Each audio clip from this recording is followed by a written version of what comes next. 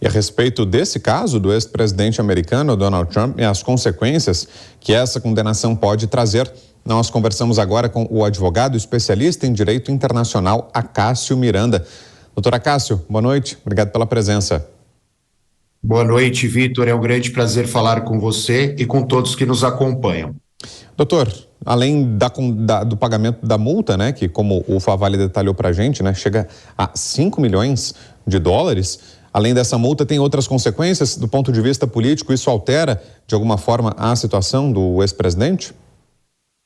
Vitor, é importante nós entendermos o seguinte: a condenação hoje é uma condenação cível, ou seja, ela não tem o condão de tirar a situação de réu primário do Donald Trump. Ela simplesmente vai impor o pagamento de uma indenização. No que diz respeito aos fatos supostamente criminosos que levaram à imposição desta indenização, eles já prescreveram. Como foi dito na reportagem, este crime foi praticado na década de 90, no início da década de 90, em 1990, razão pela qual já há prescrição em termos de condenação criminal, restando somente a imposição da indenização. Diante disso, e diante do fato já mencionado por mim, o fato do ex-presidente não deixar de ser réu primário, isso não impõe consequências jurídicas à sua eventual candidatura em 2024. Mas, obviamente, impõe mais uma mácula à imagem política do ex-presidente Donald Trump, que, verdade seja dita, tem sofrido inúmeros desgastes nos últimos tempos, mas também tem visto cada vez mais os seus seguidores e os seus eleitores mais fanáticos afirmarem que essa é uma perseguição ao suposto vencedor das eleições de 2024.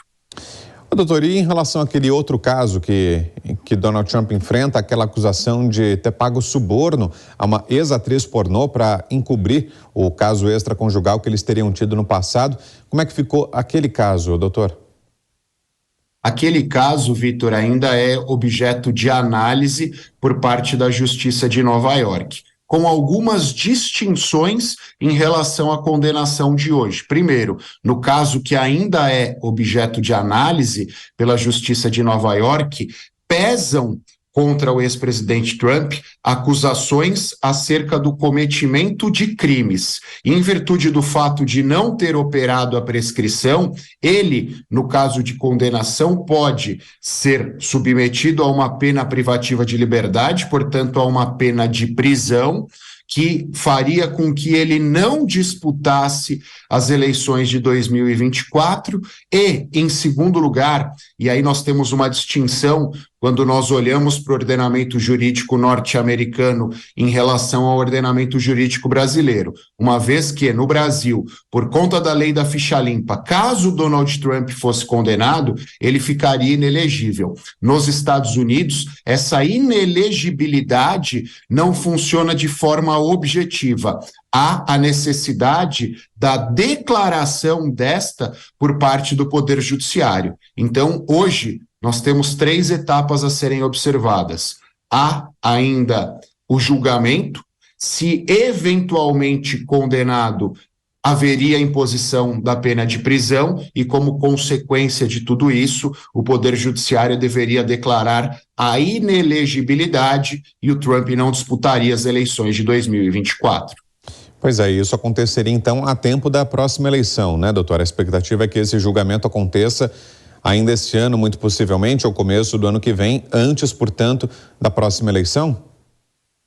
Sim, a expectativa é essa. Existem, e eu já as mencionei anteriormente, algumas distinções entre o sistema jurídico brasileiro e o sistema jurídico norte-americano. E a celeridade, e aqui eu não falo nem como crítica, nem como elogio, mas a celeridade é uma dessas distinções. No sistema jurídico norte-americano existem muito menos recursos que no sistema jurídico brasileiro e o julgamento, ao invés de se dar por um juiz togado, que é a regra no Brasil, ele se dá por um júri composto por 12 pessoas. O juiz só fará a condução destas circunstâncias. Então, muito provavelmente, esse julgamento acontecerá até o final desse ano, o mais tardar até meados do primeiro trimestre do ano que vem.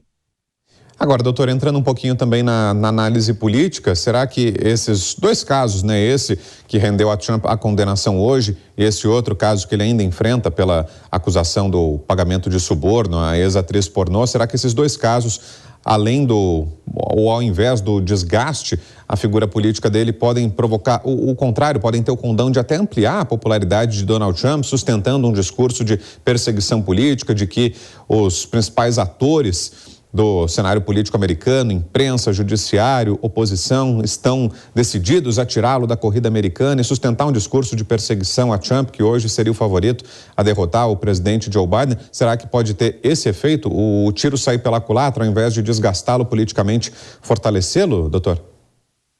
Eu acho que são dois aspectos. Primeiro, o Donald Trump tem uma incrível habilidade, gostemos dele ou não, e verdade seja dita, o eleitorado norte-americano em 2020 disse que a maioria não gosta dele, gostemos dele ou não, ele tem uma incrível habilidade de fazer com que circunstâncias que normalmente seriam desfavoráveis, ele é capaz de revertê-las e torná-las uma narrativa que lhe é favorável. Este julgamento e o outro julgamento mostraram bem estas circunstâncias.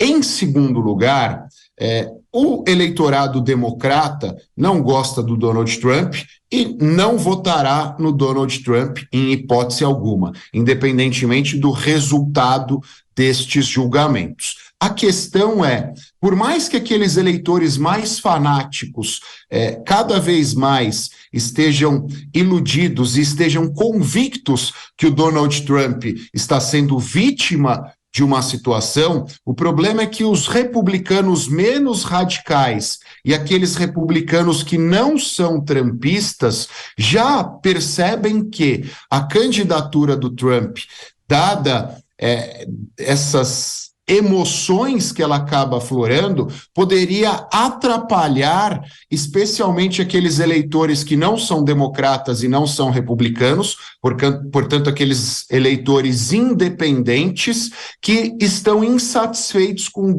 o Joe Biden. Por mais que eles olhem para o Biden e pensem o seguinte, esta gestão é ruim, eles olham para o Trump e falam, este cara, este sujeito, este possível presidente, talvez fizesse uma gestão ainda pior. E essa mácula que vem sendo criada no Partido Republicano pode atrapalhar o Donald Trump, não nas eleições propriamente, mas nas prévias republicanas. Nós nos deparamos hoje com o governador da Flórida, o Santos, surgindo como uma força republicana e uma força republicana capaz de bater o Donald Trump nas prévias e de obter um melhor resultado nas eleições. Então isso pode ser prejudicial ao Trump. Muito bem, ouvimos aqui o advogado especialista em direito internacional, Acácio Miranda. Obrigado, doutor, pela participação. Boa noite. Boa noite, Vitor. Um abraço a você e aos que nos acompanham.